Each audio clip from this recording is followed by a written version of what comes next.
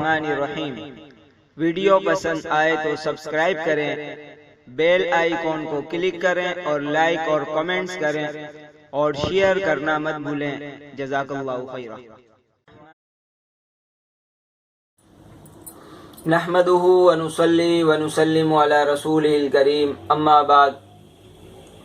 نماز وتر کے دوران بعض لوگوں کی دعائے قنوت اور تکبیر رہ جاتی ہے، اس وجہ سے بڑے پریشان ہوتے ہیں۔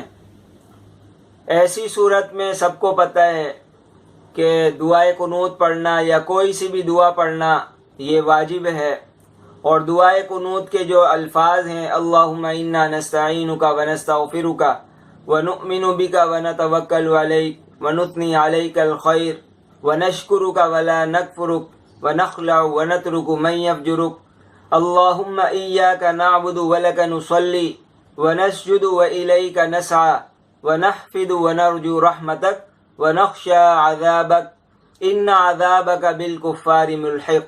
یہ دعا پڑھنا سنت ہے، اس لیے اگر کسی کو دعائے قنوت یاد نہیں تو اس کے اوپر اس دعا کا سیکھنا تو ضروری ہے۔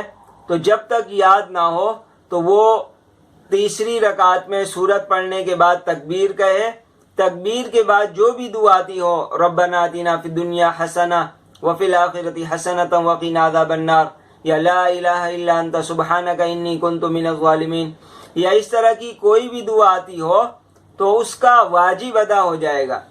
لیکن جو اصل دعائے قنوت ہے اس کو سیکھنا ضروری ہے۔ اب کسی کی اگر یہ تکبیر اور دعائے قنوت رہ گئی تو وہ کیا کرے؟ تو اس کا جواب یہ ہے کہ یہ واجب ہے، اور واجب اگر بھول سے چھوٹ جائے تو سجدہ سہو سے اس کی تلافی ہو جاتی ہے۔